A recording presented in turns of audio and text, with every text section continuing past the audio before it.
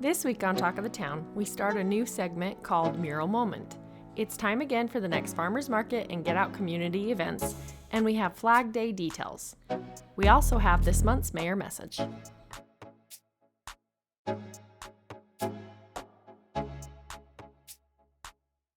Over the years, Tremont City has become known for its murals, adding works of art on a regular basis. With so many wonderful murals and sculptures being created, Tremont fashioned a self-guided walking tour, which allows you to view these masterpieces up close while learning about the significant people and events that have helped define the life and character of this region. With summer here, Tremont is encouraging residents to take time to enjoy these murals and sculptures that have won Tremont Best of State awards from 2016 to 2020 and again in 2022 and 2024. Tremont also won 2020's Best of State Statue Award. Tremont City has teamed up with Bear River Live to create a new segment for Talk of the Town.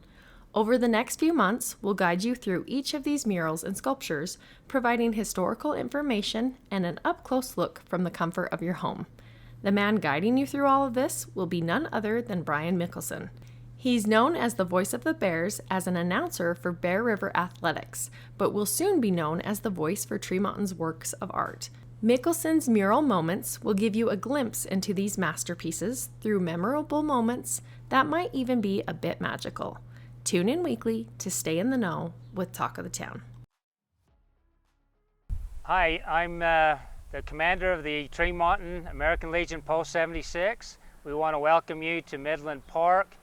We're going to enjoy our second year of the Flag Day celebration, June 14. We'd like to invite you down on Saturday, June 14 at 9 a.m. Should be nice and cool. We're going to introduce at that time how and why we adopted the flag and a lot of different things that Vice Commander Chris Brasted is going to talk about that morning. I'm Vice Commander Christopher Brasted. I'm of Post 76, the American Legion, and come on down, learn a little bit about history, and let's also help celebrate the Army's 250th birthday. I think it'll be a little bit of fun, and you'll hear some beautiful voices from the Reflections as they'll sing a few songs for us. And then we're just going to pay tribute to our nation's flag, and along with the service branches.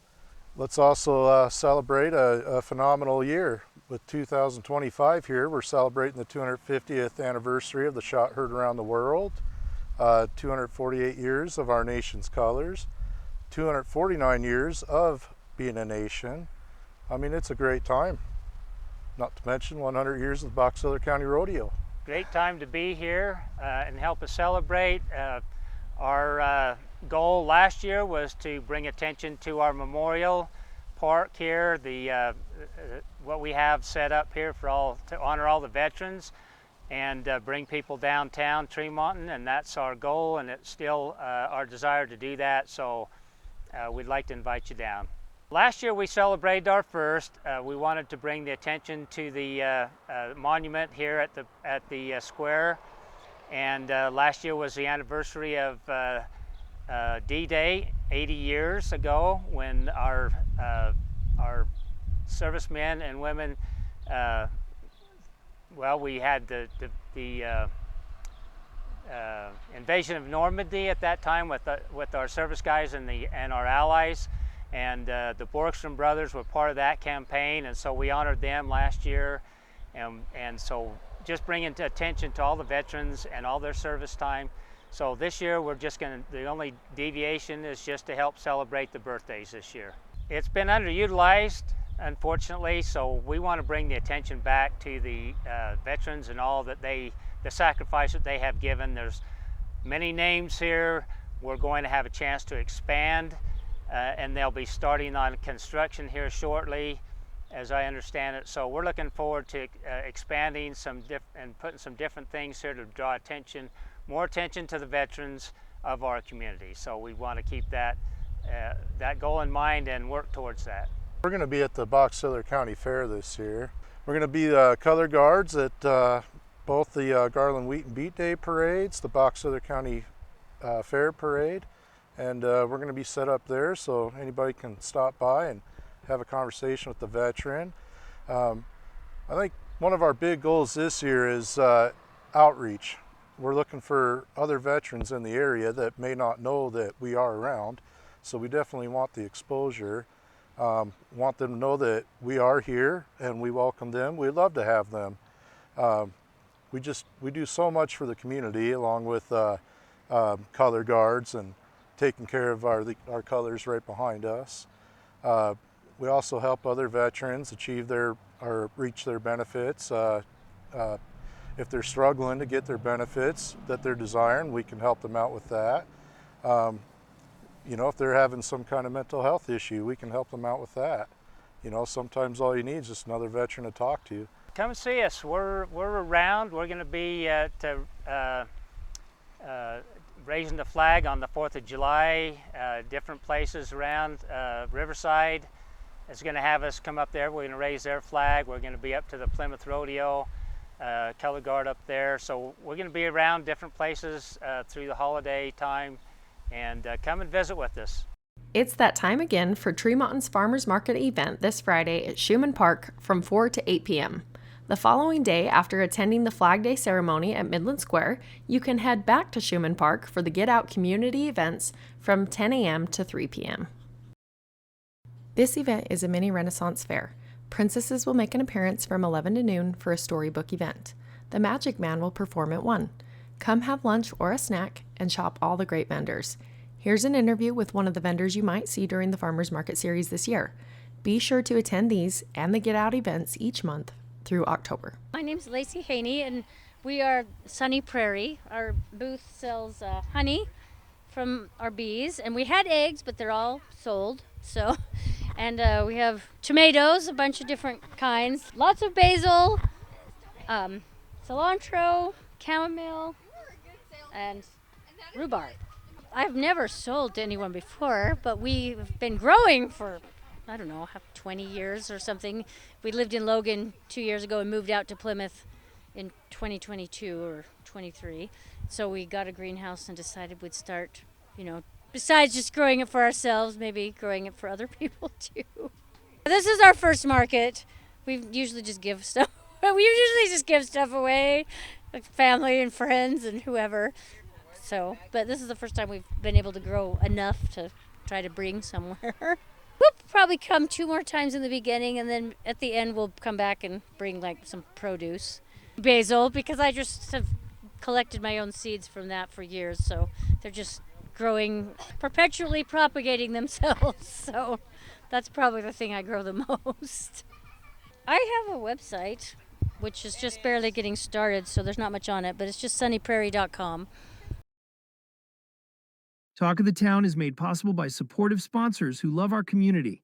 Show your love by supporting them today. So we're here again with Tree Mountain's Mayor, Lyle Holmgren, for the monthly mayor message. And just tell us what's coming up in June. What are some of the things you've been working on or things to look forward to? There's so much going on. It's just such a busy time, with the budget and with everything that's happening with growth and all of that thing, all those things that are going on right now. What I wanted to talk a little bit about to start with, though, is our Flag Day, which is coming up on June 14th. Our veterans will be having a program at Midland Square, and it'll be celebrating or honoring Flag Day. And so I did some research on that, and I went back and why do Americans celebrate Flag Day? And so I did research on that, and what I found is that in 1777, on June 14th, which is Flag Day, that is the day that the United States adopted the American flag, the Stars and Stripes. And so that it just is a great opportunity for us to remember our heritage, remember who we are as Americans, and respect the flag that represents the freedoms that we have, the country that we have, and it's just a great thing. When our son is renting a place from Mac and Sheree Munns, and while they're on their mission, they fly the flag. And he noticed that the flag was starting to get faded and tattered and that kind of thing. And so we went over there, and he took the flag down, and I thought, oh, he's just going to kind of roll it up and dispose of it, because it was tattered and it was faded and needed to be replaced. He showed respect for the flag. So I think that just, in my mind, demonstrated the importance of the flag that we have and what it represents and has represented now for, we're going on 250 years. A little update on the budget. We are working hard. We've been working on this for several months now, and it's looking like we're getting to the point now where we'll adopt the budget. We have to have it adopted before July 1st, and so that will be done at our next council meeting. It's a little tight this year, a little tighter than it has been in the past, and so we've had to tighten our belts a little bit. Next council meeting, we'll adopt the budget. There may be a few changes, the capital items, and we need to sort of work through a little bit. And they're just other things, there's always more need than there is funding sometimes, and it feels like that all the time, just like our own family budget. But we'll make it through, and we'll get it done. And I just wanted to thank our staff who have really worked hard on trying to get this budget put together and work it where it is tight. We're able to get what we needed to get paid for, and we want to make sure our employees are taken care of and treated fairly, and all of those kinds of things need to be done. As far as Midland Square, we've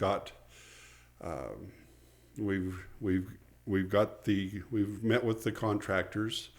They will be starting in the next little while, and again, we're not going to be moving the Veterans Memorial. None of that is taking place. In fact, we're going to expand the area on the west side of Midland Square for additional monuments and different things like that the veterans would like to do to recognize those who have served our country. We will be doing the flat work around the Borgstrom Memorial and around the we call them the trees, all the plaques that have all of the names of those who have served. We'll be changing the flat work around that, because we want it to match the rest of the flat work in Midland Square, so it all looks fresh and new. They're going to start hopefully having it wrapped up sometime in September. And then with Main Street, we are working with the planners. We're working with the Main Street Committee, and they're trying to put together, kind of a form-based code, and in getting that, we want to do this right. We don't want to just haphazardly go in and just fix it just to get it done. We want to do this right, so we don't have to address this issue again in another 10 or 15 or 20 years or whatever. We want to make sure it's right and something that we can all be proud of. Hopefully in the next little while, once we get kind of through the all of the different plans and everything and all of that kind of thing. So that's exciting. And along Main Street, you take the trees down, you notice some of the facades are a little beat up. I know there's plans to get some facade grants, but I noticed one of the businesses is already improving. They had some tin falling off, and they've refixed that and painted. Yes, and yeah, you're already starting to see some improvements. I know the old King's building, they're doing the facade on the front of that and repairing that. That was really exciting to see that taking place, and I'm hoping that others will sort of step up now and fix their facades up, their fronts up, and make them more attractive and more appealing, and I think that'll be a good thing. And so back to like Flag Day in Midland Square, obviously some things have changed there as well, and you guys have mentioned that you're going to add another flagpole, that you're going to allow the veterans to have that west side to do more with that. With this being the second annual Flag Day event they've had there, how do you think this one will compare to maybe next year's when it's officially done? Well, I hope by next year we'll have, of course, like you mentioned, the additional flag for we want to be able to have all the branches of the military represented there. So we do have a Space Force now, and so that will be the additional flag that will be in that half circle right there. So that is one change that we'll be making to the veterans area. The other area would be we wanted to have sort of a what they call a battle cross, and so this is the monument that has the soldier's helmet and the gun, the dog tags and the boots, and that's the battle cross. And so we wanted to be able to put that there, and then the children that are on the south end of the square, have the stick, and they're watching the little bug on the stick and that kind of thing, but they're sitting on a log. We wanted to take that statue and move it over there with the battle cross, and the whole idea would be to be representing those that had been lost, those families that never were. It's sort of just recognizing the loss and the sacrifice in a poignant way. Yeah. And talking to John McClellan, he had mentioned that he knew some of his friends, older brothers, who had fallen in battle, and he got to see kind of firsthand that they didn't come home. They didn't get to have the same opportunities he had of getting married and having kids and having a career. And so idea. It's just quite a sad but deep moving. It is really poignant. And when, like I said, when I first mentioned it, somebody said, well, that sounds really heavy. But the more I thought about it, the more it really, I don't know if there's a lot of monuments or recognitions out there where that has been the sort of the focus. Yeah. And I think by moving that, because that's a beautiful kid statue, but I think people don't always know the meaning behind that. So by moving that next to the fallen soldier, I think it would help better educate people on what it's for. Yeah, I think so too. So there would be that, and there's other ideas. Jed Abbott, one of our veterans, had this idea to sort of put up plaques along along the west side there, and these plaques would have different veterans on them, and then maybe a kind of a QR code where people could be walking along and they could be reading about these people, and then there'd be a QR code that would take them to the full story. And so with Midland Square getting a revamp, I know you guys used to have the farmers market, that's been moved to Schumann. How do you foresee Midland Square being used in the future with this new Veterans Memorial and then some of the revamping? What will be programmed? Well, we want it to have be a gathering place. So whether we continue with, it's up to the people that are doing the farmers market, whether we continue it at Schumann or if we move it back to Midland or whatever. But we want it to be a gathering place. We want it to be a place where we have different activities like June 14th and like, perhaps Veterans Day in the fall, different things like that we have. But it could also be lots of other civic sort of things, city events, and maybe concerts in the summertime. We won't have really the stage per se, but we would have an area where people can set up, and there will be power and a way for them to set their equipment up and do a performance, and maybe having that going on in the summertime. Not large events, but events in the downtown area that bring people into the downtown area.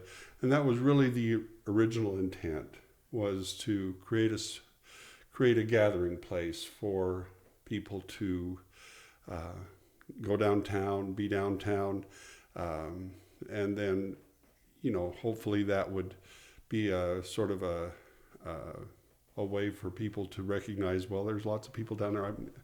We need to have a restaurant down here, and we're working on that. We're in the process right now of an individual wanting to put in a restaurant in the downtown area, and he's making headway on that. So things are going in the right direction.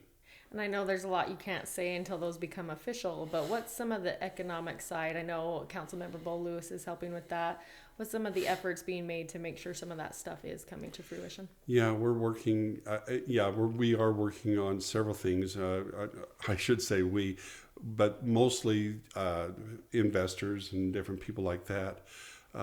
There are, we're going to have more grocery stores on the west side of town. That's in the process right now. I can't divulge too much on that, but it is in the process. We are in the works, and along with those anchor grocery stores would come sort of the surrounding, maybe smaller stores, but boutiques and things like that would also be coming into that area. So we got things are going along well there. I mentioned the restaurants. We're excited about that, hoping that everything will work out. All these things are, you're nothing's for sure until it's for sure, but it is looking really good. We have companies that are looking at warehousing and some other things coming into Tremont, and that's in the process. We're really excited about that. The companies we're working with are top grade. You guys have had some new employees. One of your newest employees is the new fire chief. Yes. Tell us Jeff. a little bit about him. Jeff is, he's doing a great job. He is one of our younger fire chiefs that we've had, and he might be the youngest one we've ever had. But he is doing a great job. He's working with, we have a unique fire department. We have a combination of full-time firefighters, part-time firefighters, and then volunteer firefighters. And so we have this mixture, and each sort of group has they have their ideas and everything. And so Jeff's job is to bring everybody together. And we're all a team, and we're going to work together to get things done. And he's doing a fantastic job of that. He's got a young family and his wife, and they just are great people, and we're excited that he's part of us, part of our program here in Tremont, and wish him the very, very best and the most success. And so we are going to be featuring him soon, along with Doug Furman. You guys recently honored him for 45 years. 45 years. That's a long not time. A number you see very much. That's hard to No. do. Tell us a little bit about the uniqueness of this fire department, where you do have some of those long-time standing guys. Yeah, we've got not just Doug, but we've got several others that have been on the fire department for, 45 is a long time.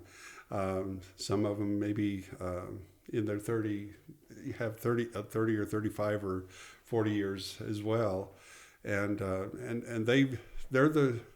those are the people that have sort of built the fire department. They're the ones that have been with it since the days when Tremont was maybe 3,000 or 4,000 people, and they built the fire department. They have a lot of pride in it, and we're really grateful to them for everything they've come to this point to do.